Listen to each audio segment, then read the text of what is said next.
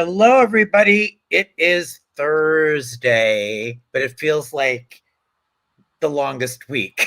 Do you not agree? Scott Fishman is here from TV Insider. Welcome to our WrestleMania 41 and RAW After Mania Aftermath. What's Up Wrestling? Lowdown, breakdown, rewind show with one of the great experts, Scott Fishman, who is so knowledgeable in this.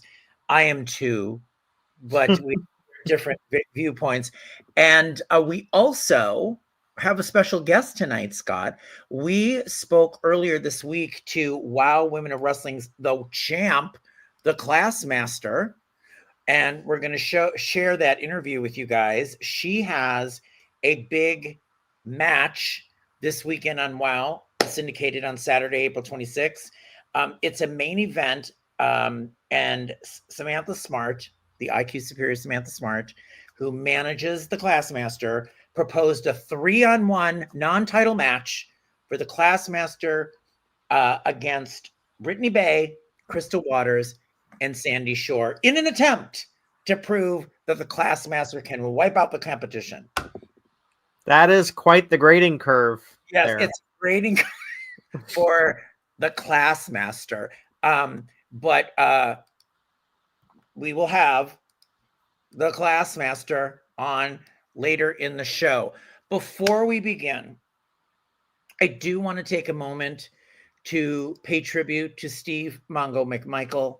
I was so saddened to learn he passed away this week from ALS that he had been battling for many years. I got to know him while he was in WCW, and really, long story short, or short story long, I became very, very good friends with Deborah McMichael. Deborah and I were very, very good friends from when she was in the WWE. And I worked with her there. And we had maintained a friendship at that point for like 15 years afterwards.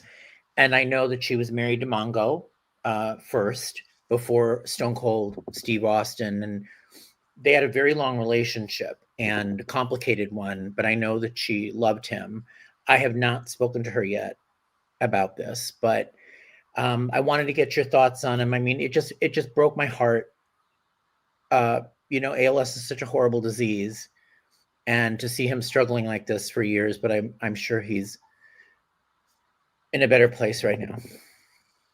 And yeah, but what a fighter though! Like, oh my right gosh, to the end, just incredible to hear. What an inspirational story! It was just incredible to see him finally get inducted into the Hall of Fame, and then be able to experience that and enjoy that. I remember they did like this amazing feature on him leading up to it, and just to hear his story and why the wife being there by his side, just amazing. Like, just crazy how that would happen. And of course, for wrestling fans, they know him from first at WrestleMania 11. It was funny because I was I was a big WCW fan. I had no idea rewatching WrestleMania 11, years ago, and then seeing him there, I was like, "Oh my God, Steve McMichael was on WWF first."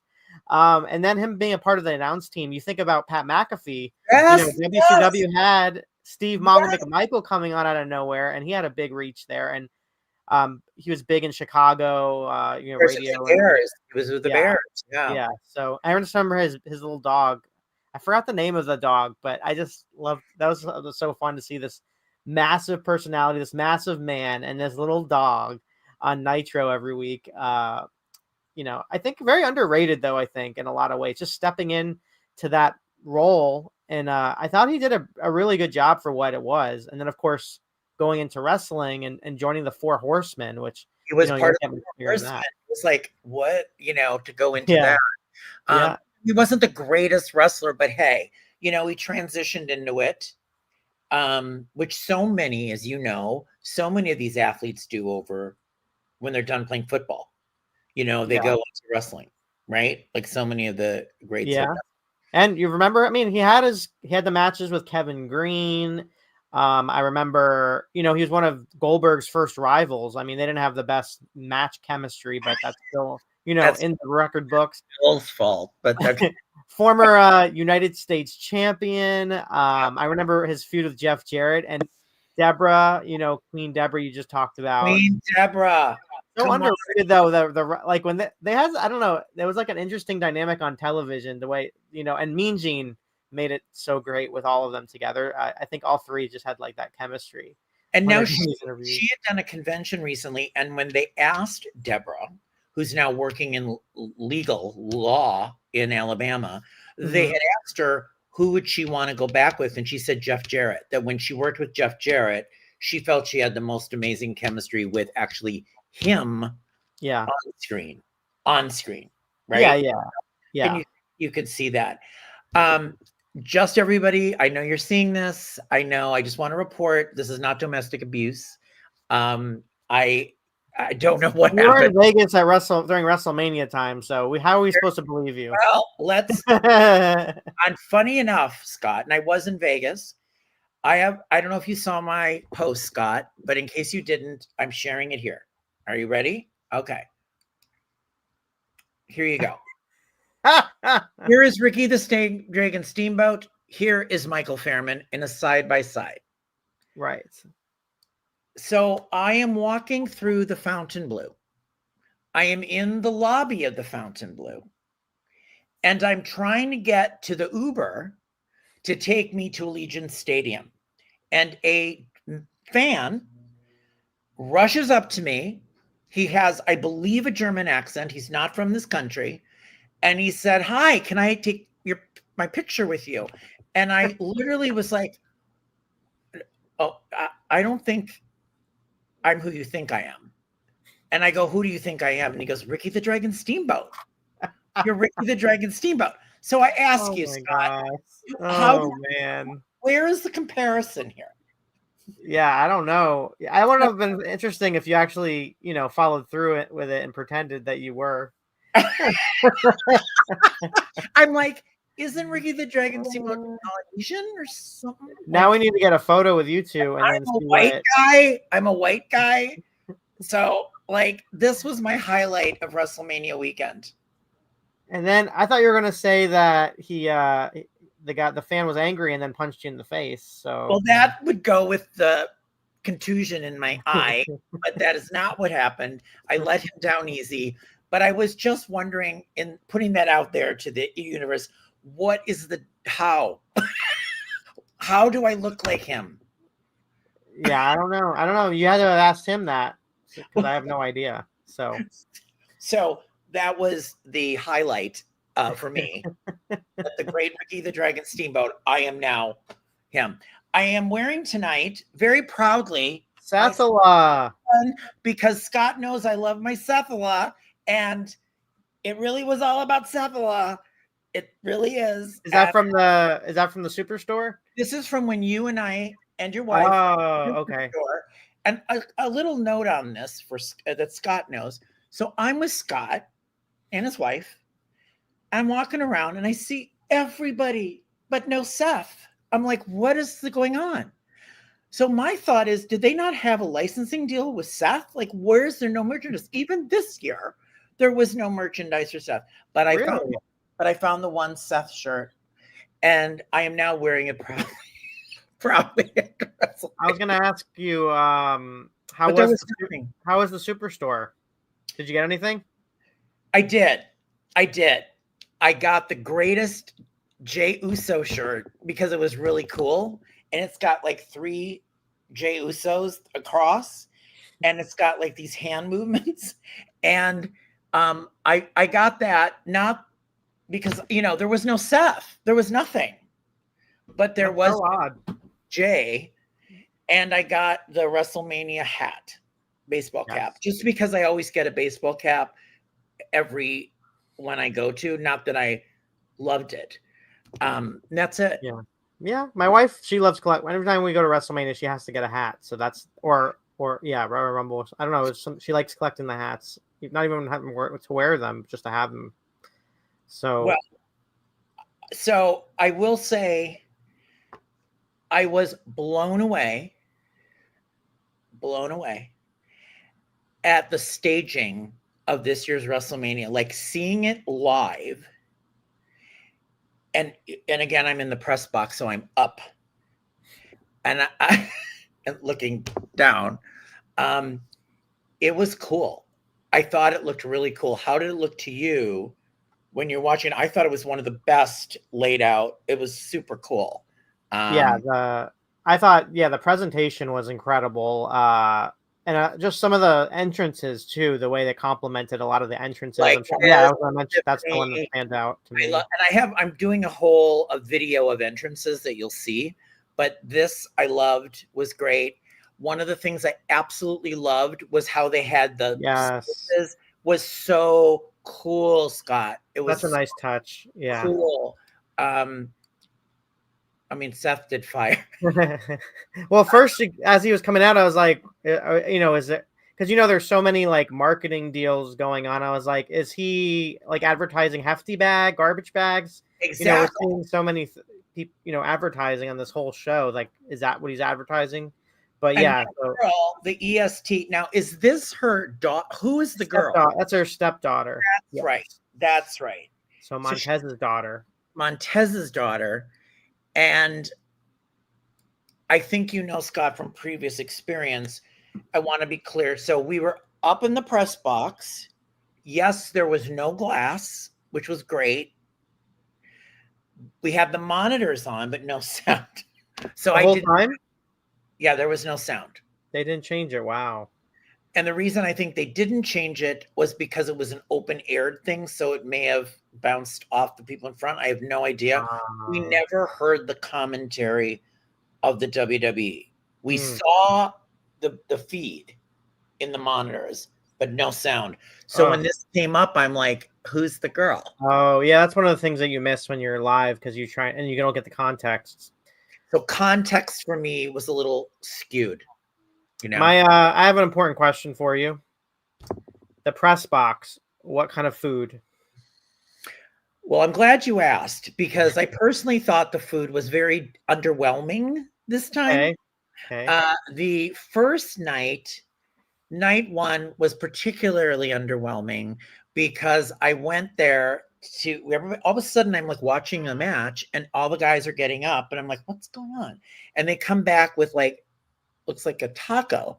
So I go look and it's like taco meat. I don't eat meat. And like, what is it? Impossible meat, the other kind. Mm-hmm. And you could make a small little taco. That's it. That was Saturday.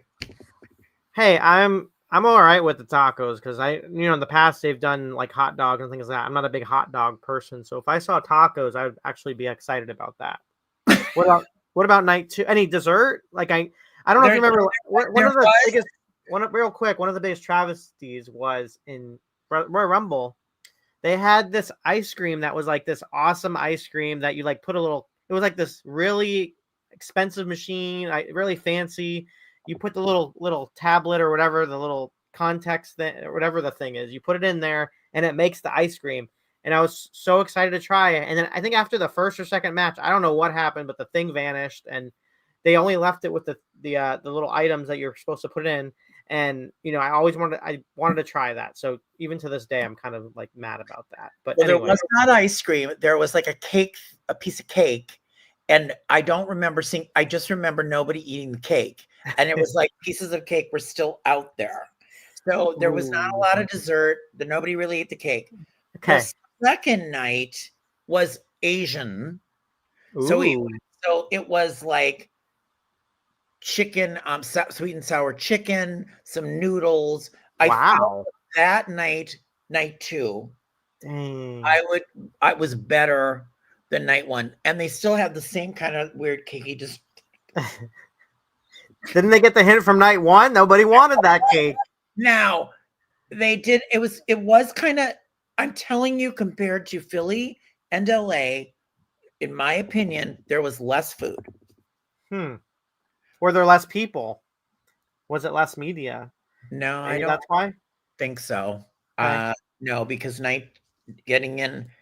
I will share this.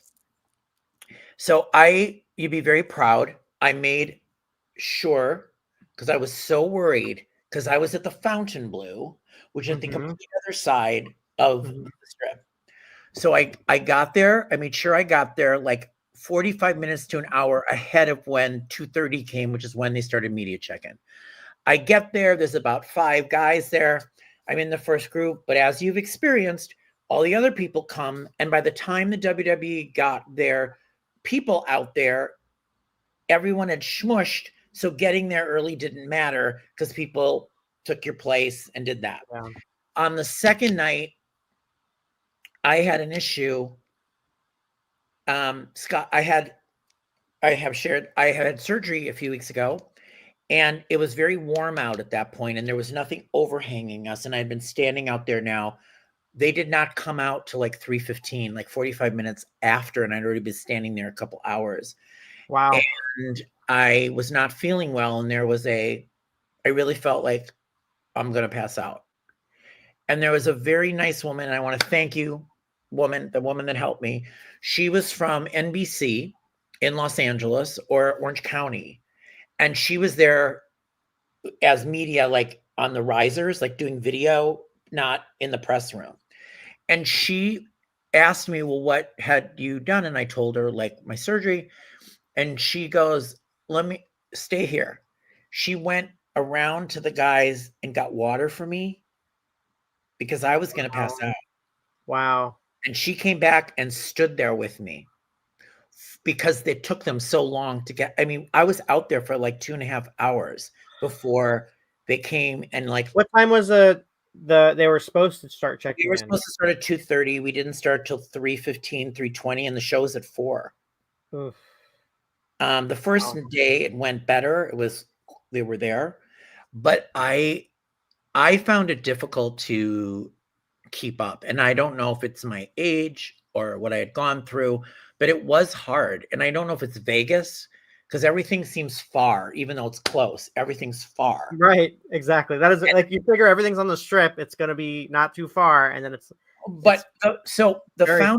Far. So I have not even talked. I love talking to Scott about this, guys, and I haven't talked about this, but I was at the Fontainebleau. So everybody was there. Every wrestler was staying there. They're walking through the lobby. The fans are there. But again, it's so far away from everything. And when I checked in, they screwed up my room. They had to redo, put me in another room. They didn't do it hypoallergenic. It was a big mess. It took all of Thursday, so I couldn't do anything. And it's like 15 malls into one, this hotel. Like, that's how big it is. Mm-hmm. So you're like, I want to go get a coffee. Well, that's 35 minutes once you get downstairs in the elevator to get to the coffee. Yeah. But on the day of WrestleMania, I was in the lobby, and the first person I saw was our new undisputed champ, John Cena, and holding, I believe it's his wife or the hand. And I was like, he doesn't look so good. Like, he was kind of crouched over, and I'm like, I hope he's going to be okay. And then next to I see Seth comes out. His costume is hanging on the rack, and he's going to the stadium. Wow. You were really right there. I couldn't believe what I was seeing. It was like, there they were. I was watching them leave for WrestleMania. And so they let they were fans allowed. They were just allowed in there. I don't think usually the fans were just in the lobby in different parts, and they were just walking around. They with Seth and John didn't have security. I didn't see. Wow. Seth did. That's odd. Was he doing selfies? What was and nothing? Nobody went up to him? Nobody did anything, and they were running in and out, and they didn't want to be great because you don't know how there were people were respectful of them at the hotel. Usually that doesn't happen. And then the other thing I have to tell you real quick, because we need to move on to the show, but I wanted to tell you that I met in the elevator. I met a woman and her 12-year-old son who was so excited to be there. And they told me that the night before, this was like Sunday morning. So Saturday night after WrestleMania, they stood in some strategic position in the hotel and watched all the wrestlers come back. And he got like 30 autographs. Like, he met everybody. I'm like, well, that's what I should have done. I mean, I love hearing stories like that, like because that's gonna make that kid's year life, and then it's Oh, gonna go with him forever. I like those stories. I don't like the ones with the one where they're like bringing all these like autographs and they're trying to get it signed so they can go on eBay and sell them, and they're at the airports and things like that. Like that's the kind of people that I'm glad that they stop for. and I agree with you. And I always, always, always, since I started doing this again and ripping that Band-Aid off, I love seeing the little kids and getting there and talking to them. Like I love like, well, who's your favorite? What happened? What's Hmm. going on? And Hmm. you just get that such excitement that we maybe have lost it, have been jaded about over time. But you got to remember how you were then and how Yes, exciting it was for them. You yes. know, I which I think I compare it to whenever someone gets to go to WrestleMania for the first time, it's like going to Disney for the first time. Like you just hear about it and then you go and it's like a whole different experience. And then it's almost like getting addicted to it. Like when you go to one WrestleMania, it's like hard to not go again because you had such a good time and it was just such a great experience. Although the way ticket prices are nowadays, they're making it a little difficult for that, but it's still when the was I experience remember you you get. telling me this just before we move on. When was your first WrestleMania? First one I ever attended was in Orlando, WrestleMania 24. That was my first And then WrestleMania. when was the first when you were an actually wrestling journalist person? 24. Oh, you Yeah. I didn't go when I was a fan. Like I'm still a fan, obviously, but I mean, when I was like writing about it, I didn't go when I was younger, so I didn't get the chance to go because we weren't having WrestleManias in Florida until WrestleMania 24. So that was a big deal. And then I drove up from South Florida to Orlando, and that was such a fun weekend. And of course, I had such a good experience. Make it a annual trip almost every year, except a couple years in between. So that's why it's always funny that when I don't go, I always get, "What's wrong? Are you okay? Like, why aren't you there?" So it's like you have friends and people that they're just asking you like, what's going on? Like they think something's wrong with me because I didn't go. So that's always funny. No, I was kind of thinking like you're really smart. Yeah, because I was like, there's so many things that I've not had time yet that I want to go back and watch on this Peacock feed because I couldn't hear anything and I Yeah. couldn't see, there are moments. Um, my first WrestleMania was in Atlantic City, and I believe it was Ultimate Warrior and Hulk Hogan. The Well, that was in Canada. So Canada, so if wait, you're talking about it was Atlantic City, you're Ultimate talking about Trump Warrior. Plaza. It was Ultimate Warrior winning. Okay, so were you in Canada for that? Because that's the one he won. No, Hogan. no, So are you remembering this correctly? That's what I don't know. I know I don't know. I have a you're a little high. older. You got the eye thing. You're a little older. I don't know if you're remembering this right. But It was Atlantic City. It was Ultimate Warrior. if I it was thought Atlantic City, then it would not be Ultimate Warrior. It was Macho Man and Hogan, and then the one year when Ted DiBiase and Macho Man. So not it sure. must have been in Canada. I thought it was Atlantic City. I don't. I think that's The Silver Dome. Were you in the Silver Dome? no. It was. It was. It was. I know. I was at an early one, 3, 4, 5, or 6. Well, But 4 and 5 were hosted at Trump Plaza in Atlantic that's got to City. be it So, then. but Ultimate Warrior did not win the Was he in title. the match? Was he there? Um, Now you got me going back to WrestleMania 5 because that would be the one that I think he would Because be a part I'm of. hoping you're telling me now, on top of being hit in the eye, I don't have dementia. um, yeah, I don't. He actually lost to Rick Rude at WrestleMania 5. So not sure what you're remembering. Okay, I'll get back to you. Yeah, let's you'll Let's find go. that out and you'll let us All know. right. So, okay, night 1, WrestleMania. This was so cool. I love this. The flags came out. We were yeeting all over the place. It was the opening match of WrestleMania. It was Jey Uso and Gunther. And I wanted to know what you thought of this match because, like, this was not a good moment right here. He hit him with the belt. Seemed to be going around hitting the belts. What did you think of it? And when Jay got his flowers at the end? First off, his entrance seemed to go on forever, so that was like a long time. So it looked like he was gassed. He looked like he, and rightfully so. I mean, what he had to deal with to get to the ring, he was already exhausted from that. So that's a match in itself, and then he ends up having the match. I thought it was an okay match. I mean, it's not going to be one that the actual content of the match, I'm not going to be like, okay, oh yeah, the best match I've ever seen. But I was all shocked that not only did he win, but he got Gunther to tap out. Like, I get having a definitive win, which that's great. I thought, like a splash or something, but the way they had him win so strongly against Gunther, I thought that was a big moment there. And then the icing on top, I loved with Jimmy coming out and them celebrating together, because it's almost like a come full circle moment, because last year they were wrestling each other, and then this year they come together as a family. So that was a nice moment. I was so thinking, please do not tell me he's going to slug his brother now, and there's going to be another turn. Would have not been an option. Yeah, they could have went that way. And I was going to go, Scott, are they going to do this? And I was worried. And fast forward, as you know, and it's on this channel, I ended up talking to Jay and Jimmy that night after they had won. I mean, yeah, that night after Jay had won. And I was like, I think there were 3 shits to the win, maybe. I'm not sure.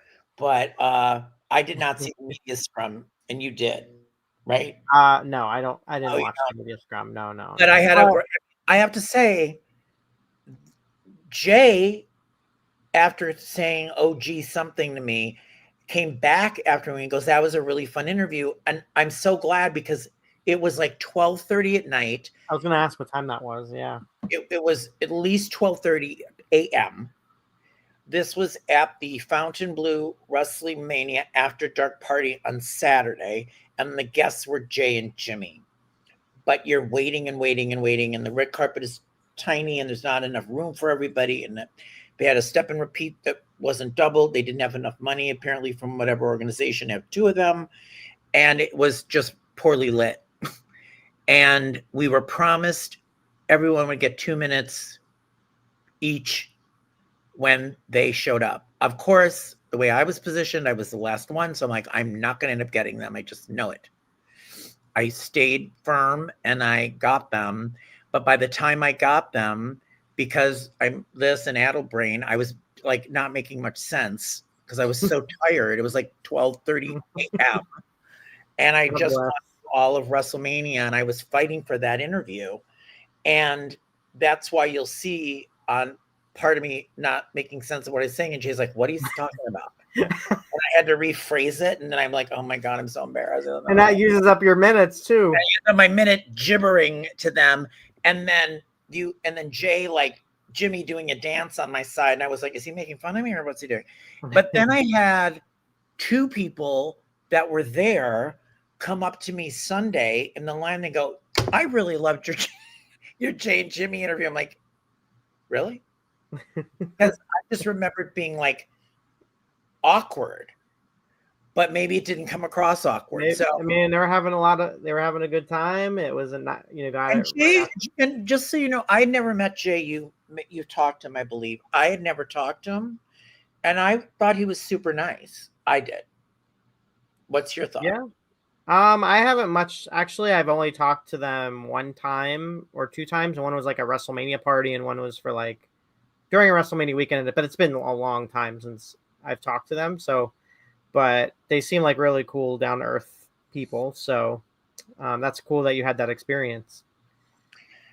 It was really cool. So, did you have on night 1, other than the final match, which we'll get to in a minute, with Seth, Punk, and Reigns, what did you think of night 1, Scott? What were your thoughts? Because I can tell you, in the box, the sentiment was kind of like, eh. Yeah, it didn't feel like a WrestleMania. It like the matches, I don't know, there was something off. There were actually quiet moments, but when you're in a stadium, it could, no matter how excited the stadium is, sometimes it doesn't get translate on television. So, but I was happy for, some cool moments like Jade Cargill, her entrance. Oh, Um, so good. was so clever. Like I loved how it. How clever was that? yes, how they were able to get crap. Was it the local weatherman from Las Vegas? No, he's the iconic weatherman from the Weather Channel. That's what I was marking out for. Gosh, now I gotta go. Anyways, that was just so clever. I thought, the entrances were great. So having that that touch, dang it, I need to find. Now it's gonna bother me. You have one of those moments. Okay, why where, don't you see it? Because I thought it was a local weather. People next to me were like, "It's a local weatherman from Vegas." No, I mean yes and no, but so I guess I know him because it's always a joke. Jim Cantori. So I got so excited for Jim Cantori. One, because when I was growing up, I always wanted to be a meteorologist, and two, Jim Cantori is a famous meteorologist for the Weather Channel, and the joke is wherever he goes, you don't want him to go where you're going, where you live, because that means, like for hurricanes, that's where the impact is going to be. So when you find out Jim Cantori is in Miami, you know that the majority of the storm is going to be in Miami. So that's kind of like the joke when Jim Cantori. So when he was on there and he gave the forecast, like the storm was coming, that's why it was such a big moment for me. So that was so much fun. It didn't really get to, honestly, it didn't feel like WrestleMania until the main event. Everything else, like I love seeing Jey Uso win the title, but everything else could have been on another pay-per-view. It didn't feel like a WrestleMania show. The entrances maybe felt like a WrestleMania, but I don't know about you. It just, there was just a disconnect. I think there was a lot of, like, that match actually delivered for me. Like I was really, I that thought was this was that was good. one of the best LA Knight matches I've seen. So Yeah. I will give you that. That was one of the matches of the night. I loved seeing that. Jacob Fatu is absolutely terrifying, and his Samoan werewolf Amazing. mask was Yeah. terrifying. Um, I felt bad. Amazing moment though for Ray Phoenix. Ray Phoenix coming back, coming in like just a couple weeks into his WWE run. Hey, we want you to work WrestleMania. That's such a cool moment. I actually enjoyed some. I know there was a disjointed fans and things like that said Tiffany Stratton and Charlotte Flair wasn't that good. I don't know. I actually enjoyed their match. I thought Tiffany Stratton rose to the occasion. I don't know about you. But again, I thought go ahead. Tiffany delivered a great match. She did. Yeah. I just kind of wasn't like jumping out of my skin and best, you know what I mean? Like, Yeah, it wasn't I don't know if we had the bar so high that it would have been impossible for them to achieve it, but I didn't think it was a bad match. I think Tiffany Stratton stepped up, but the matches just felt like they were like just matches, like WrestleMania, not like the main event. Again, that was the match that was incredible. One of the best matches in WrestleMania history, in my opinion, from a storytelling standpoint, from a pacing standpoint, from the match standpoint, just perfection in my there was opinion. nothing better ever, in my opinion, than that match. You're gonna go that far? Okay, I want one of the greatest. I'm saying, because I called it. I said Seth and Heyman were going to align, and people were like, I'm like, no. Well, the little things I thought, become big things. You noticed, I don't know if you watched the Hall of Fame, but Paul Heyman was sitting next to Seth Rollins at the Hall of Fame. Oh wait, I was at the Hall of Fame. So did you see Seth Rollins? Oh yeah. So you saw Seth Rollins and Paul Heyman were sitting together. So that was like a subtlety. I don't know if they meant to do that. It or just worked out that way, but Well, let's just walk through this 1 second, because first we have this. So he's so excited. His best friend. They're coming out together. To In Living Color. I'm In sorry, not color, In Living I Color. Living. also have, which I have here. There they are. Not the show In Living Color. I'm sorry about that, but In Living Color. And In Living Color. And here's a lead singer singing Punk's theme song. So we had all that. And then, as I said, we had, this is incredible. This is the set. Yeah. Like, well, I will say, my wife Ashley, she thought that the set looked more like New York. Like, she was like, "Oh, this kind of looks like a New York set." I mean, it could go either way, but just either way, incredible though. But what a shot that is! Wow, this is the greatest shot. And I said, I can't wait to show Scott this. Look at Seth. Look at this. Like, amazing. Yeah, that's great. I mean, come on. And then, then we have this. The nut shot heard around the world. Got heard around the world. Wait, but I think I missed the other shot, right? He really got in there. Look at that. I think I screwed up. Hold on. Where's the first one? I was trying to show you. Oh, yeah. I love how there's a first one. We got to go back to the first nut shot, not the second nut shot. This is nut shot 1. I wonder if, like, he had to practice, like, okay, I need to make sure this looks good. So you guys stand here. He had to practice, because when you look back at it, he had to do it in a way that didn't hit the guys, right? So, oops, woman. Okay, I wasn't with you. Please tell me. I was just so happy. What was your reaction watching the double turn? Well, there was a moment when he got in the ring. They were like, okay, he's gonna turn up, but that doesn't make the movie any worse. Like, it makes it still a really good movie.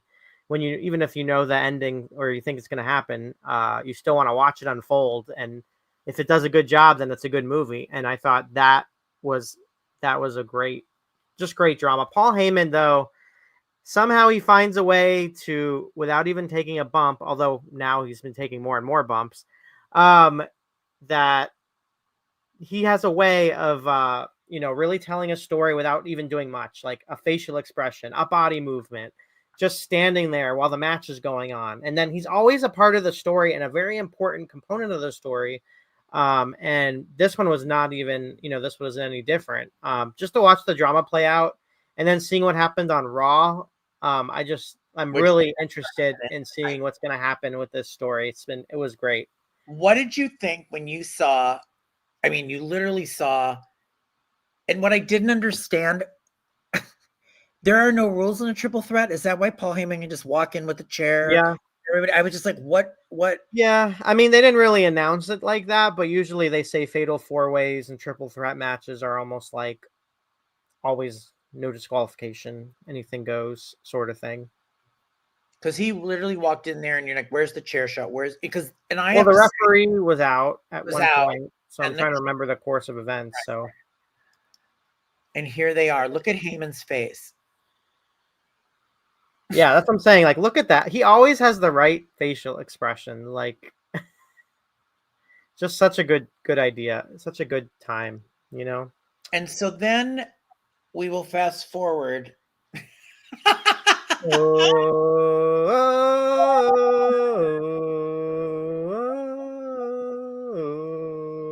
It's a Seth party. Okay, sorry, back to action. Okay, back to action. I was gonna say, I'm going forward just to complete this Seth thing. I'm so mad because, first of all, I didn't apply to Raw After Mania. I was planning on leaving Monday to go back to LA, so I didn't ask for credential to that. Nor did I know about the Netflix party that had the thing that I didn't know about that either. What was that Netflix party? What do you mean? Mike Manning from Beyond the Gates, soap opera star, and Rob Scott Wilson was on my plane from Days of Our Lives. They both were at Mania. I'm like, shit. That would have been good. You could have got there. No, and I wasn't going to get them on the show here. Why don't you bring them on? I will, that's coming. I've got that in the works.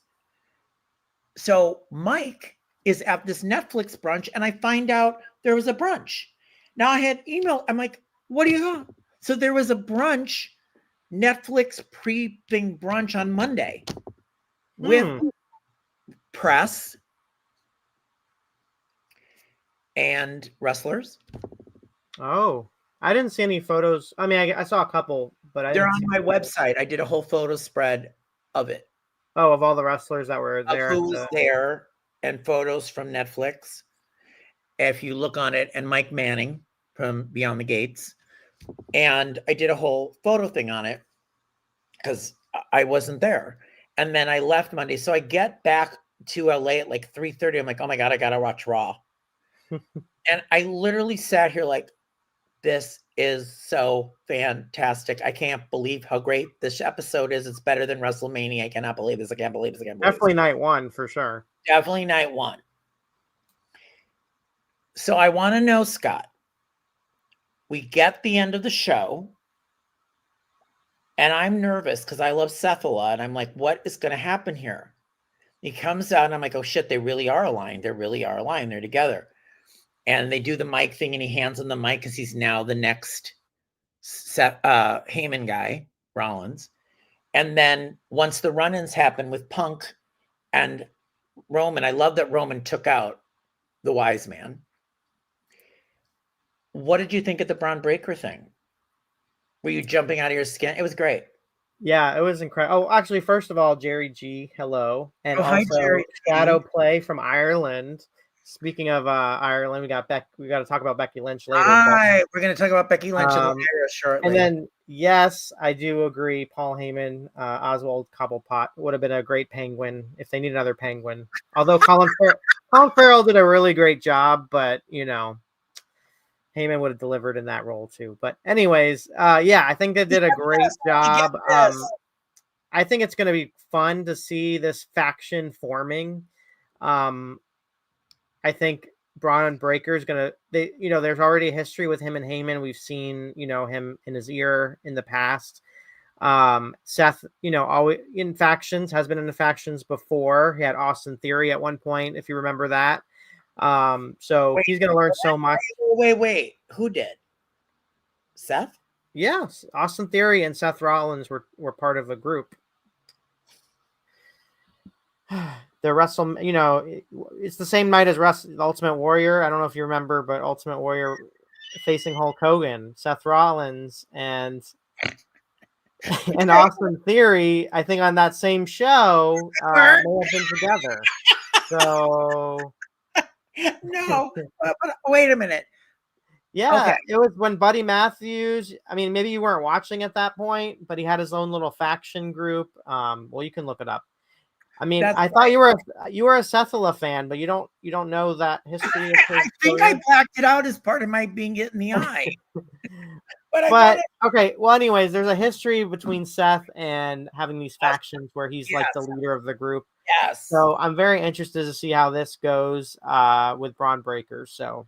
But well, here's what I think. This sets up the ultimate thing for Seth.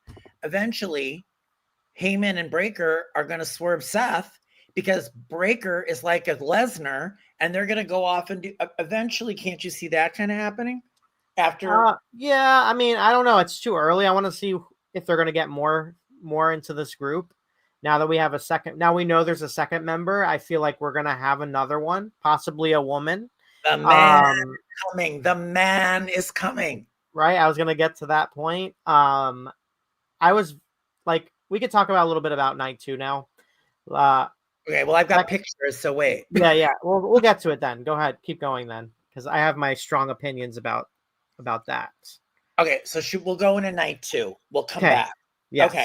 But I just wanted, all I'm asking is, what I love is like kind of getting to know you. And I just was dying to know, like, what was it when you saw this happen?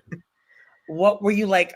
Are you like, yay? Or like, yeah, what? The hoodie. And then I was like, whoa. And then the camera work too. Great camera work when they're doing, that's a big part of this. And a lot of unsung heroes, when you're doing all these shows, the people setting up the sets, the producers, but also the camera work, the producers, the directors in the back that are like telling them what shot to go to for the viewer. I think they've done just an amazing job in the last couple of years with that. And it's so important to a storytelling perspective. And I think that really helped add the drama and the suspense to what we saw. So they did a great job with that. Well, I'm going to start with night 2 because I got to tell you, to me, the highlight match of night 2 was Io Sky, Bianca Belair, and Rhea. Like that opening match was out of this world. Like out of this world. Great match. The ladies were great. So we got Bianca with the stepdaughter. Right? So many roses on that. Look at this shot. I mean, amazing. So many innovative moves in that match. That's what I thought. I thought it was really innovative. And so who were you rooting for? Rhea? I love all three, but because of how the story was playing out, I wanted Io to win because she was made to look like an afterthought, which I guess was part of the story, which, I mean, whatever. But she needed to win that match or else, you know, she would be dead in the water if she lost the title after they treated her like an afterthought leading into WrestleMania. So it made more sense, I guess. I still don't like the build they did to get to that point, but you know, I'm okay with it. Like, but she had to win this, so I'm glad that happened. Where do you see Bianca now? I mean, they just hated her. The So fans weird. Yeah. I don't get it. It started in Europe. They're booing her, which they've done before. They're booing her here, and I saw her take the braid and whip Rhea, but it's like Rhea can do no wrong, and Rhea's the one that inserted herself into this. Yeah, that's what I said. Confused why I'm hating. Now I know I'm a fan of GSP, but I'm asking why am I hating Bianca when Rhea shouldn't have been in the match? Period, in my opinion. Yeah, I mean, from a logical standpoint, which we know, you know, fans don't really care in that sense. From a logical standpoint, we should be not happy that Rhea, who whined and complained to get into this match, was forced her way into this match, even though that it was Bianca who went through hell at Elimination Chamber to get into this match and qualify for it. Nobody remembers. What the hell was the point of that if you just had to whine and complain to get back onto this card? I get she was the champion, but you lost. Sorry, you lost your match. Back of the line, but no, that's not how it happened, and that's what we were left with. So then we had the women's tag team match, Becky Lynch and Lyra Valkyria versus Liv Morgan and Raquel Rodriguez, which again happened because Bayley was all of a sudden taken out of the whole thing mysteriously. The whole thing with Bayley was really weird. I did see that interview with Chris of her talking, which was done in a different room during media day. There was apparently a second room at another time. He was doing interviews. She was there. And he was talking about, you missed WrestleMania, you're not in it. Which is really weird to me because literally a year ago we were screaming and yelling for Bayley. And they took her out, I guess because of the Becky thing. Becky comes out, mad pop. What was your initial reaction to having the man back? It kind of felt forced to me. I feel like Bayley is taken for granted by the WWE. She's always this. It's almost like Natalya. She's this utility player, someone you can count on to deliver a good match, to help put over talent. She's looked at that way. But for some reason, that's how I see her. Unfortunately, that's what happened there. And then I thought she was just, legitimately injured. And for her to get taken out of the match, like, that's kind of really messed up, in my opinion. Like, I actually thought we were going to see more. Like, I get it. I was happy to see Becky Lynch again because she's Becky Lynch, of course. But the circumstances, I know Becky probably feels the same way. I'm sure she felt a little bit bad about what happened with Bayley. But what made it even worse for me was Raw. Like, they won the tag team titles. The next night, great match though, still. Like, Lyra's a great worker. They have the heel turn of Becky Lynch, which I don't know if they have amnesia like you, but why would you turn Becky Lynch again when they love Becky Lynch. She can do no wrong. She's like Rhea Ripley. Why would you do I that? was so mad. And I then was so mad. for that, and you're playing hot potato with the tag team titles. Honestly, Lyra's not right. She's not at this moment at the level where people are gonna cheer her and boo Becky Lynch. Like it was fine. They had a tag team. They have a history. I totally get it. They should have kept them as a tag team for a little bit longer. Build the fan base around Lyra. Have Becky's energy transfer into Lyra for a little bit longer. And then you can do the heel turn because then the fans will be behind Lyra and they'll feel bad for her. Here, yes, they felt bad for her, but then she went for it. She beat her up 3 times, and then the fans were chanting, "They want more, one more time." More. And that is not a reaction you want to get. But to your point, and I want to just say that has been the reaction the whole weekend. The heels, they wanted the heels to do more. Keep it going. Hit them again. It was across the board. There was no heel that was not cheering. This one especially. This was crazy. I mean, they were just favoring the heels. The Becky turn on Raw was weird. And then to your point, yeah. Even if Becky is going to become, a Heyman girl, which that will be awesome. They have of course, her husband's there, working for Heyman too. That's great and all, but at what price? Because you have Lyra now looking like a lame duck. You have Bayley who was taken out of their match, so maybe you can have a Bayley versus Becky feud, I guess. But then where does that leave Lyra? I'm not happy with how that played out. So you'll see the interview on the Michael Fairman channel of my interview with Lyra that I did before the Becky match and before the tag team match they did. And we talk about Becky Lynch for a good part of it. So it was kind of like, Becky was her favorite match. Becky was her favorite person. Becky was this. Becky was that. And then there was no build. It was just the turn. And I always thought, and tell me if I'm wrong and I have amnesia, but I thought Seth and Becky don't like being on screen together. I mean, considering the story that they were involved in, I don't blame them, but maybe they see the planning. Maybe this one is a great story. With Heyman in the mix, I don't know. I love the Dangerous Alliance with Medusa and Rick Rude, who faced the Ultimate Warrior at WrestleMania. Arn Anderson, Steve Austin, Bobby Eaton, such a great. So that's why I'm thinking, like, is this a new Dangerous Alliance forming? I love it. But now that they've turned Becky, I'm telling you, I want her with Seth. Yes, in that group. Yeah, I'm saying if we're gonna have Becky, then put her in that group.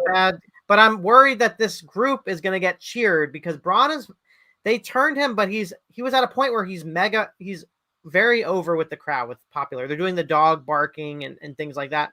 So I don't know. They're going to need to be careful because if Becky Lynch is in this group with Seth Rollins, Bron Breakker, you're going to get cheers. So I'm just interested to see how they're going to make people boo. What's that going on there? So, and then Candice brought up a good point. She said that Becky did that to Charlotte, but didn't go over. So unless they surprises, Becky will be the first Paul Heyman lady, which I thought as well. Yeah, and I agree. Like, there's another person that got lost in the shuffle. I don't know what went on with Alexa Bliss, but where is Alexa Bliss, Candice? At one point, she was part of the WrestleMania plan, I guess, depending on who you're reporting, who's reporting that. Then there was talk about her being in the Wyatt six, whatever, and they're not even anywhere to be found. Where are they? So I have no idea what's going on with any of that. So, okay, wait. But then Candice says, then Mercedes went on social media around the Bayley thing. Mercedes like, Bayley can come over to AEW, basically. Yeah, she kind of subtly mentioned that. But that changes scenery at this point with Bayley doing all that she's done. That's another thing. They had a great feud going with Roxanne Perez, and they did nothing with it. That was another thing that's frustrating. If you're going to put Bayley in this match at WrestleMania, you took her away from Roxanne to put her in this match, only to not be put in the match and to be left on the side. Well, Doesn't make any sense. here's the other thing. We just went through months of the Naomi who attacked Jade Cargill. Yes. Now we've got Bailey attacked. And we're doing it again right after we just did that. But this time, well, that's what I think they're going to be Bailey and Becky again. But then where does this leave Lyra? Almost like an afterthought. So either way, this is doing some damage to somebody. It's not going to be beneficial, in my opinion. And then we had the Randy Orton. And what would you think when they had Joe Hendry? People would just tell you up in the booth, the journalists were saying it's going to be Chris Jericho. And then my gosh, really? They were like, it's Chris Jericho. Why? Jericho. And I was like, that is on left field. So, yeah. So, what did you think about Joe? I mean, it was clearly a spot joke because of the turn that Joe does. And Randy was going to, I mean, wasn't it just supposed to be a visual joke? So we put Joe in? I don't want to call it a visual joke per se. I do think it was great exposure for TNA as a TNA champion. But at the same time, I'm torn because I love this for Joe Hendry to have this moment. At the same time, Nick Aldis, the story was there. The guy has never had a WWE match. He's worthy of it. He's done a great job as general manager. Fans would have been digging it. Why not put him in the match? I didn't see. And, you know, they saved Rusev for the night after. Right. So, I mean, I don't hate it. Like, I don't take it that seriously as other people that, oh my God, they just squashed the TNA champion. I don't see it like that. I saw it as a big moment and it got a lot of reaction. But they could have went with Nick Aldis, in my opinion. So on your note, and I was there, I'm watching the Fatal 4-Way with Finn Balor, Dominic Mysterio, like the guys, and they're just going crazy for Dirty Dom. And they're doing Dirty Dom. And I'm like, am I having a, like, what? I mean, he can do no wrong. They wanted Dirty Dom and they got him. Like, he is so popular.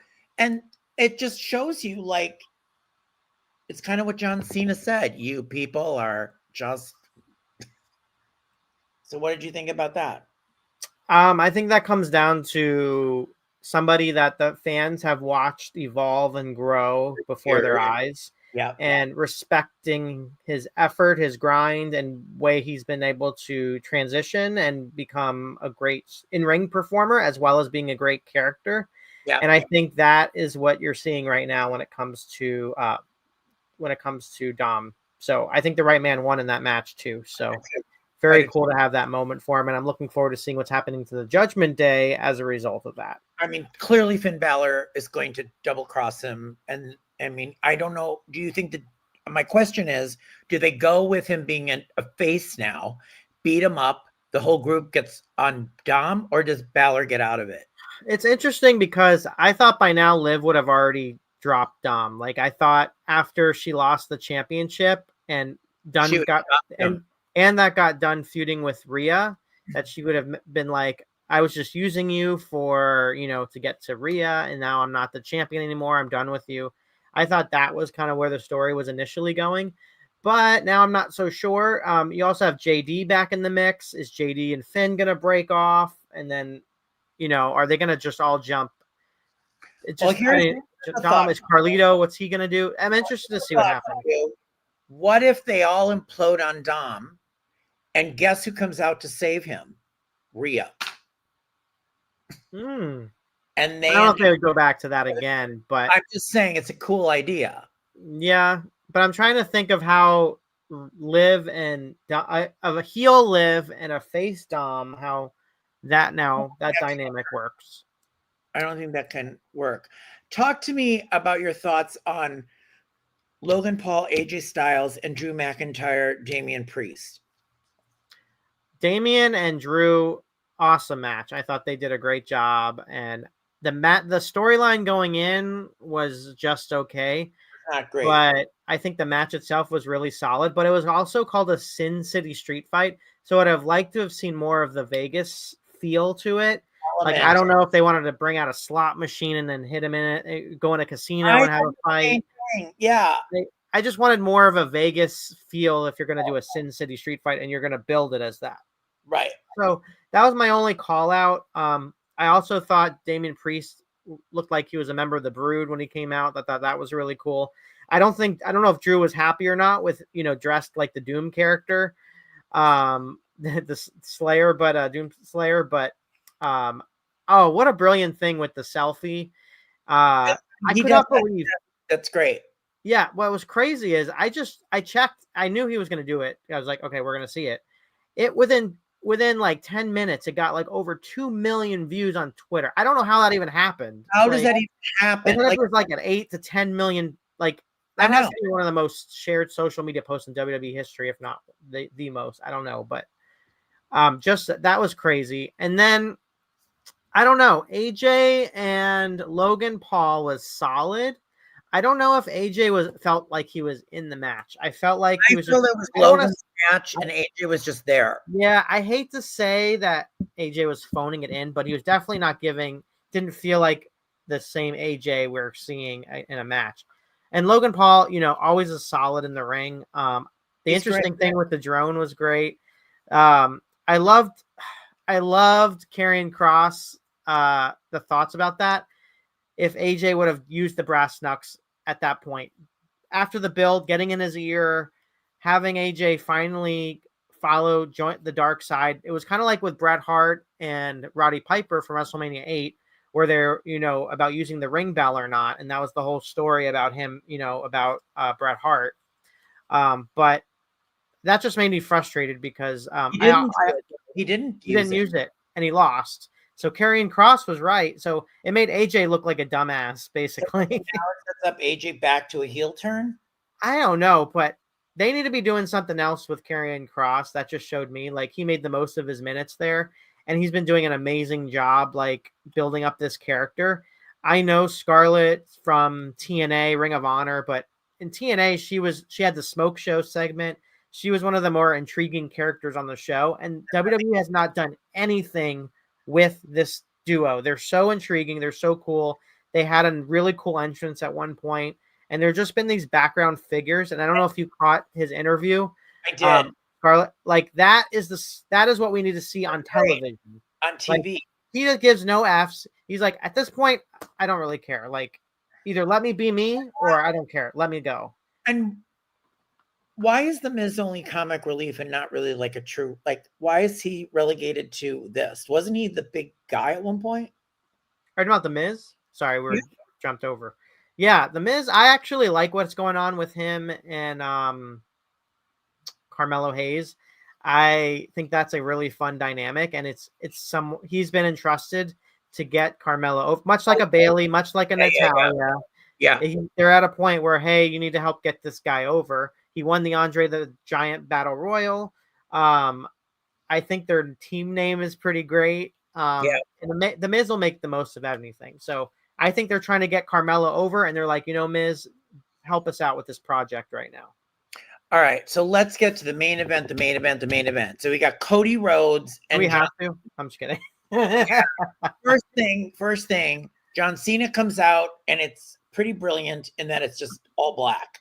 There's no dressing. He's just staying with his, I'm pissed, stripped down. It's black with his name.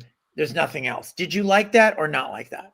I just think the disconnect for me with the John Cena heel turn is, hey, I hate you. It's all your fault. I'm this way. I don't like you. But also buy my merchandise, and I'm wearing all my merchandise, and this is my... Like, I almost wish he came out in just a black shirt, like, and his jorts. Like, I don't know, having his merch on. Black jorts. It's black jorts. Black shirt. I don't know. Yeah. But I don't know. Having the merch is kind of a disconnect for me. But that's just a little thing. I did like that he did come out with a stripped down entrance. I like that. I thought that was really well done. What did you think of Cody's entrance? Pretty good. The BMX riders was a little weird to me. I didn't understand what he was going for. It's like they're throwing stuff at the wall and like whatever sticks sort of thing with the entrance. But I loved his American Nightmare helmet, like the Iron Man, when he was pressing the button and it came up. I was like, what? That was so cool. So I did like that. Tell you, from the vantage point looking over, the Cody Rhodes entrance was pretty like cool. Yeah. You know, it was really, really cool. And I loved more than anything the panels, those panels that just showed different clips and faces. That just made me so excited for every single person. I would go to the guy next to me and go, look at the panels. Because we mark out for the simplest things, like the little I thing, marked out graphics, panel sets, because entrance, this is outfits. the thing. This is the thing. I will give WWE props till I die. They have the most incredible staging, the most incredible segments, video segments, the packages. They're incredibly done. Incredibly done. And before we get into, we're speaking of presentation. Can we talk about Naomi's look and everything? That was just amazing. Like Naomi killed it. Yeah, yeah. I love it. But so they come in, and I've got to ask you. So the match is going on. Cena's getting. It looked to me, Cena was doing it was like kind of having his way with Cody at points.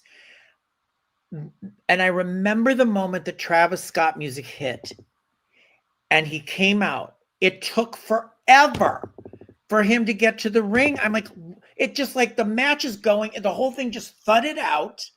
The guy takes 9 hours, it felt like, to get from the ramp to the ring. And I'm like, how is this okay? It took forever. I almost think the women should have main evented at this point, and then this should have happened first, because I agree. The crowd at this point is already exhausted. They've seen 2 nights of an incredible show. They've already seen all these other shows, been to so many things beforehand. Their patience is thin, and then you have this very slow, methodical match, and the Cena, I'm sorry, Cena, it's just like just going through the motions. It didn't feel special. The match was just the match, and I guess that's his like gimmick right now anyways, but maybe it's just a way to kind of mask that. But and then you have him come out, and then you think The Rock's going to come out, so because he was an important part of the beginning of the story that they decided to infuse infuse into the story again, just like last year, and he didn't even show up, the important part of the story, so there was a disconnect there. And then Travis Scott gets in the ring, and it's just very like B level stuff. Like, it really be leveled out. What it actually, I would have liked it better. Just keep Travis Scott out of it altogether. Yeah.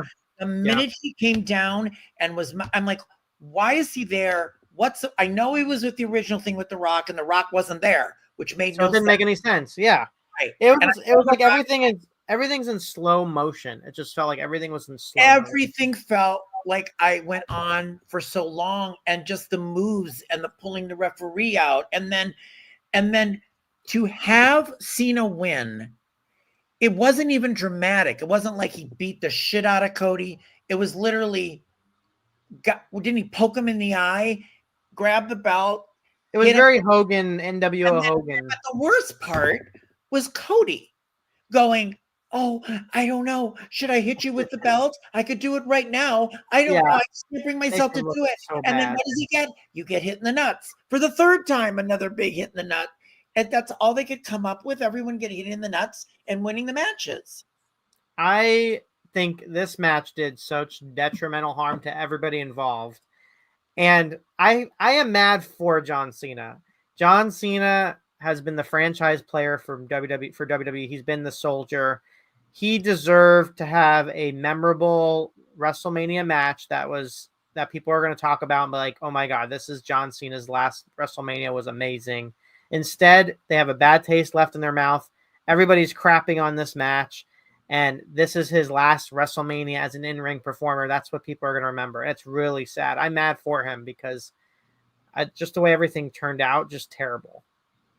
And I just thought the story, just like you said, the story in the ring, the thing I told you about Cody being a wimp, and then him in the balls, and then hitting him with the belt, and Travis Scott. And it was weird seeing Travis Scott and John Cena. I'm like, they're just trying to, I don't know what, there's the people that are writing the show or the backers or whoever it is, they're just loving this Travis Scott. They love the hip hop, which is fine. I get you're trying to get that audience, and they have a big reach, but like, if it doesn't work, don't force it. Like, you can have them, he could have been like out of the ring. There could have been a different way. If you know his limitations, and why would you? I'm sure you had a rehearsal. I would hope you had a rehearsal, or you had a run through or a talk about how this was going to come off with Travis Scott coming to the ring. Why would you have him in why would you put him in that position too? Like Travis Scott was also put in a bad position too, because he's not, a regular performer on WWE television. And he's not Bad Bunny. Yeah. Not Bad Bunny. Obviously his limitations maybe from you saw the last time he was in the ring. So when he corked Cody in the eye like this. And I hear he has been training, so that makes it even worse. I'm like, this guy's been training, and I don't know. Scott, you have a really good point, though. You and I have gotten on here. We've met up on here after major pay-per-views. What about all the Moxley horrible main events? And now we've got this horrible main event. This left a bad taste. Why can they not deliver in the main event championship matches?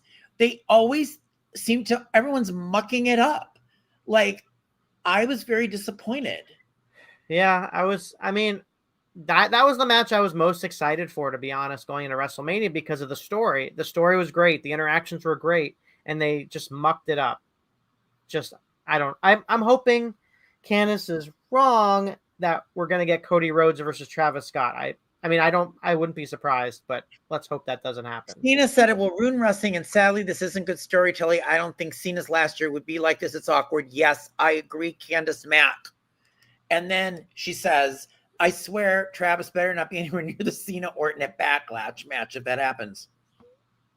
I guess Travis Scott has more availability than The Rock. I don't know. Yeah, and then the whole thing with him on Pat McAfee just made it worse. Like, don't go on Pat McAfee.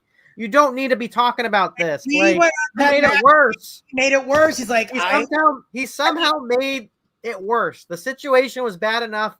Leave it be. Do not show up. You're done. Right now. Come back when you're ready to commit to the story. And then he's talking about, this was the plan since August. You say that, Rock, but we know better. The minute you make a phone call, you can be inserted into this story no matter what. How are this creative team supposed to work when every moment they're looking behind their shoulder wondering if The Rock's going to call and change things up? Also, the problem that he was trashing the creative decision. People were like, he came on there and kind of trashed.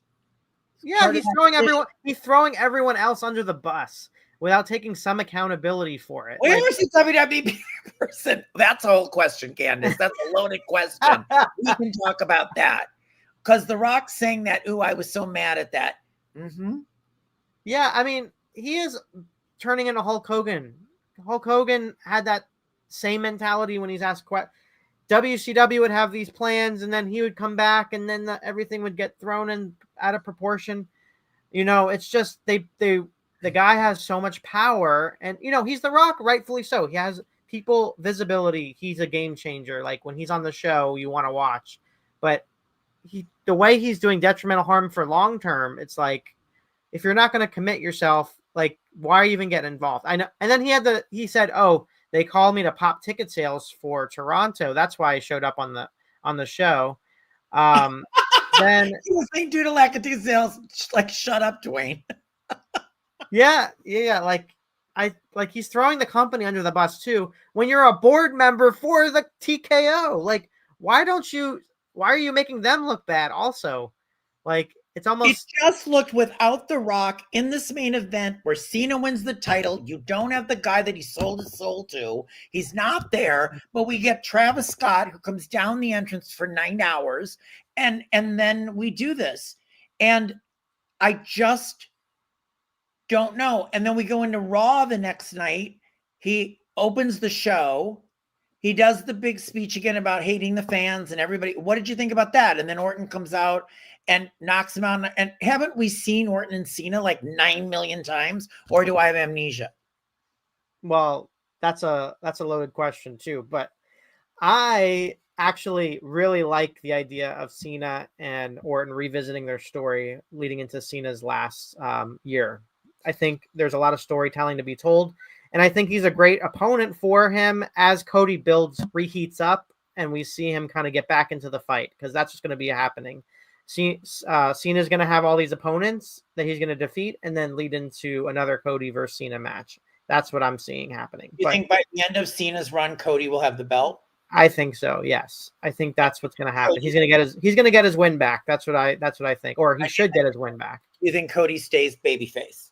Yes, I think that's what's going to be. Their mother has turned heel in one day. Yeah, that's another thing. In this WWE booking, there's been some great moments, but we're seeing way too many heel turns and face turns and turns and turns. Like, I don't even know where Big Show is. I know Big Show's in AEW now, but if he was in WWE right now, he'd have like four turns by now. But so is Bianca turning? I still think that there's something with Trinity, Naomi and Bianca, because I think we still need to get Jade and Bianca in a match, and that's going to be she's playing all innocent about it. That's going to be the way to do it. But I'm just so mad about, like, I love The Rock, like, he's great, and I appreciate him putting wrestling over when he can, like. But then the way he's talking about it, it's almost disrespectful in a lot of ways too, because he's like, make it seem like, oh, it's, it's pretty, and we don't want to be told it's, it's a work. We don't want to be told it's a work. We get it. It's different. He's trying to put it in the same category in a lot of ways as TV and movies, when it's its own entity. Like, it's a combination of, we want to suspend disbelief. Yes, we want to do it with movies and TV, but it's a different animal when it's wrestling. I think that's the thing. Like, we always want to try to put it in the same box as all these entertainment things, but it's its own amalgamation of everything. It's music, it's TV, it's movies, it's sports, it's all these things. But, but him saying it's a work, I think it does it. It makes the fan feel like, why am I watching it then? It made us feel like, why am I watching it? It was coming from him, and then he wasn't there, and then he goes on Pat McAfee, which is obviously the go-to show. I even watched Pat McAfee show the next day with Heyman and Cena. And, Cena's basically saying nothing. Then there was the press conference where he said everything's clickbait and didn't answer anything. I just wonder, at what point are we going to get sick of Cena not really just being pukey? Like, I don't know. Yeah, and it's going to be him on the shows just talking, or is he going to have matches too on Raw and SmackDown? I think he's going to have very little matches. I think he's got 27 appearances left, as he let us know by the countdown. I do like that. I like the countdown. That was great. Yeah. And he's got 27 appearances, either in person or on Raw or in pay-per-views. And then we're not going to see him anymore, supposedly. Well, as an in-ring performer. As an in-ring performer. But he'll probably end up being the TKO manager of the da-da-da-da. Quickly, before we go into, because we have to get to the Classmaster, I wanted to ask you, what did you think of the whole? I thought it was clever that they came out of commercial break on Netflix, and already Gunther was there on Michael. Oh my God, that segment, so good. That was so good. And it was talk about suspending belief. Like, that's another thing. They do such great work on Raw, and then you have Dwayne, The Rock, go on Pat McAfee, and they shit on basically what they did. Like, don't believe anything of that. But they just did an amazing job with the whole Michael Cole. Oh my God, it's so good. What I loved about it, Scott, was they came into the action from the commercial break. It was like we were let in on something. Oh my God, what is going on? Yeah. It wasn't like, oh, we're here. All of a sudden it was happening. And that's the way to do it. Those are kind of buzzworthy, the same way they did the Kevin Owens thing out in the back on social media. With those things work. Yeah. This was such a powerful thing. Like, you're like, holy crap, Michael Cole. Like, everyone loves Michael Cole right now. And then in the back, when he said he's not going to let him stop him from going back and doing commentary. And then you had Joe Tessitore sitting there, and he's not even in his jacket, and everything's going on. I think these guys were fantastic. My God. Chef's kiss. Like choking all the way up. Yeah, he did such a good job selling the whole time. Yeah. Like, people are saying, are we getting McAfee Gunther? I mean, why not? But, like, I don't know where it's going.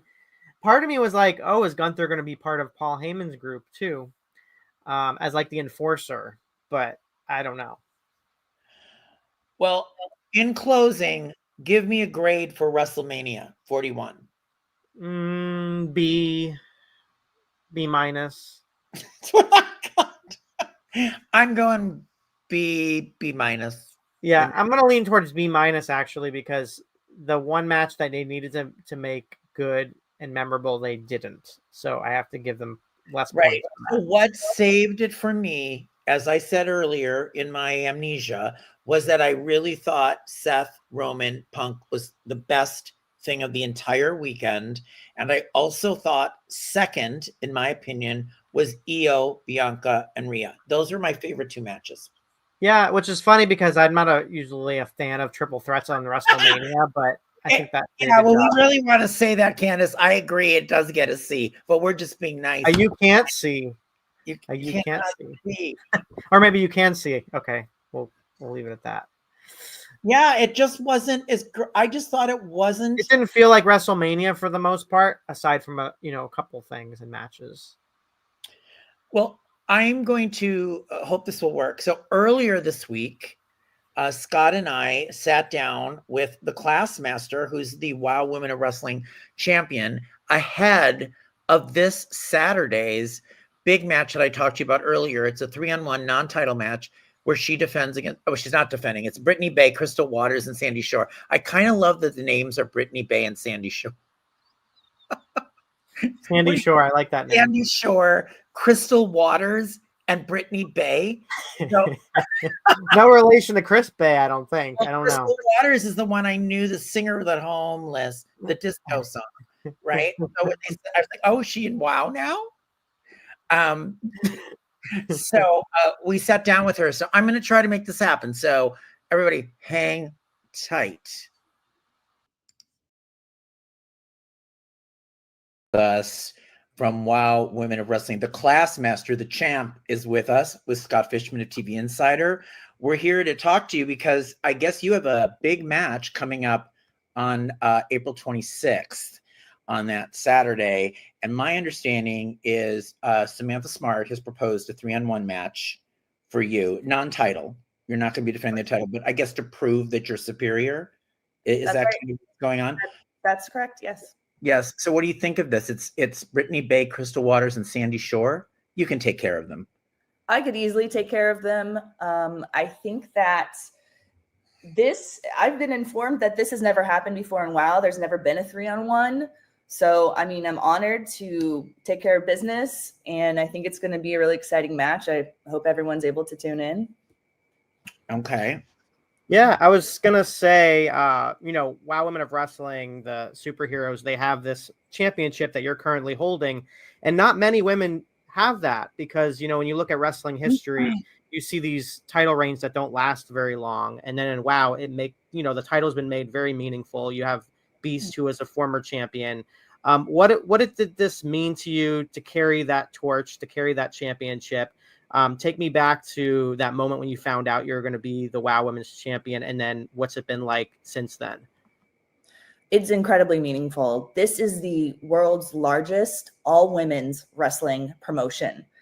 So to be the champion of that, to be the world #1 champion, as my mom says, the world champion of the largest women's wrestling company in the world, is such an incredible, meaningful moment. The moment that I won, of course, was incredible. I beat 11 other women. It was a battle royale. Unfortunately, Beast had to vacate the title because of injuries, and being a part of that, to be left there in the ring after 11 other people had been eliminated. There's really no words to describe it. I think if you go back and you watch it, you can see there's a lot of emotions. I think going into it, I knew I had a good shot. I am the biggest one there. I'm 6'2". I think there are a lot of really qualified women on the roster, but at the end of the day, sometimes it is just a big girl's game. We have seen such, women's wrestling has just been exploding all over the place. We just saw Queen of the Ring, a movie released about it. What got you into this, and who were your idols in wrestling that were like, I want to do this? Like, where did that come from in you? I wrestled in college, actually. And the way I got into that was because I always played sports growing up. I played primarily soccer, but I also played lacrosse, volleyball, track and field. I was the mascot one year. Always had I played basketball in middle school. So when I got to college, there was a lot of money from Title IX, and they had a men's team, and then they had all this money for the women's team. But back when I was in college, it wasn't as popular as a sport. So they weren't really actively recruiting people out of high school. So they said, hey, anyone who wants to learn this skill, come on over, any women. And my sweet mate at the time, Jennifer, she really liked the men's team. She thought they were cute, and she thought this would be a great way to get to know them. I was just along for the ride. I wanted to learn the skill. So I went with her, started training. I'll be honest, I was not very good at it. I have a very different body proportion than a lot of the people I was wrestling. Because I'm 6'2", I was always in the highest weight class. So, and I have a very long body. Traditionally, when you pin someone, you want to have more upper body strength because it's chest to chest. I'm very bottom heavy. So I didn't have really the right body proportions, and it never worked out for me. Fast forward many years later, I met a group of professional wrestlers, and they said, hey, you'd be perfect for this, actually. And I started as a valet with a show called Super Awesome Showdown in San Diego, which is where I'm from. And I started training with them in their backyard.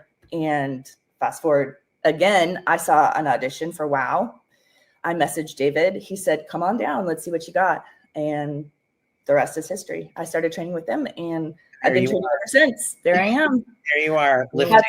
I like the top looks like Clueless a little bit, like Alicia Silverstone there. It was inspired actually by Clueless. It was Clueless and IRS were my two inspirations. Oh, ask you, here you are. Yeah, that's a good combination there. Yeah. Talk about your partnership with Samantha Smart. Yes.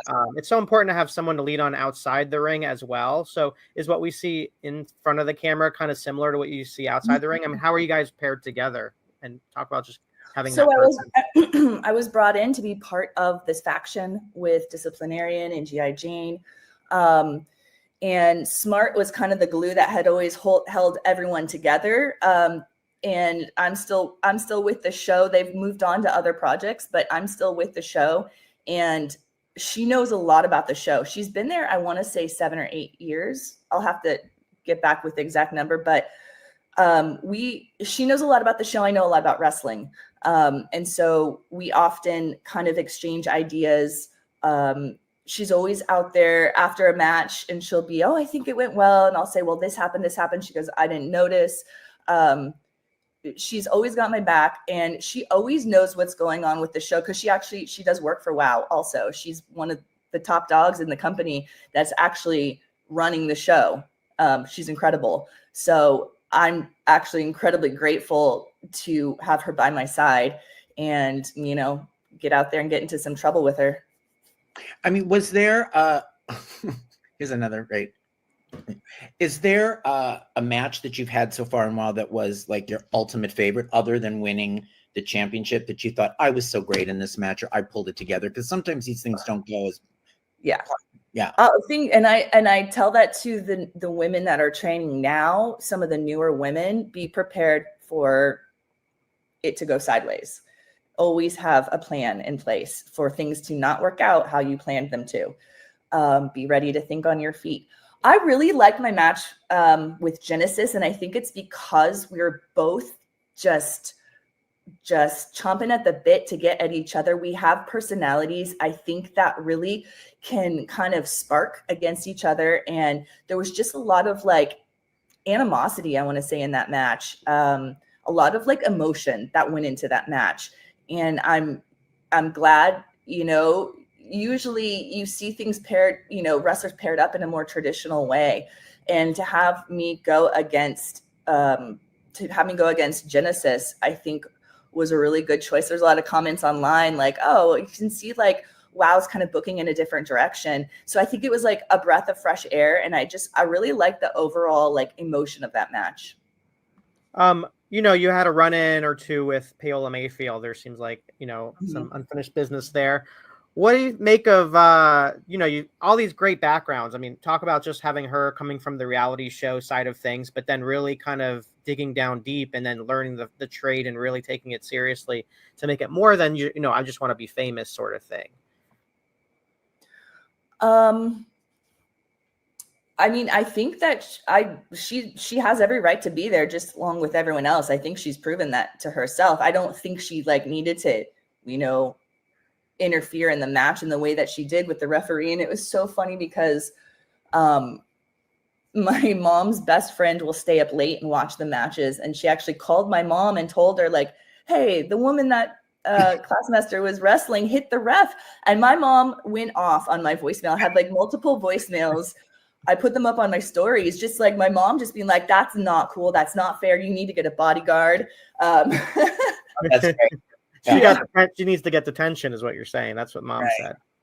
Yeah, I think my mom's super invested, very invested in this story, which is interesting because I don't know if my mom ever watched 90 Day Fiance, but I did have a lot of friends who knew actually that Paola was a wrestler before I knew that she was. And when I found out on the show, I was like, wait when you come and see me because I got a surprise for you.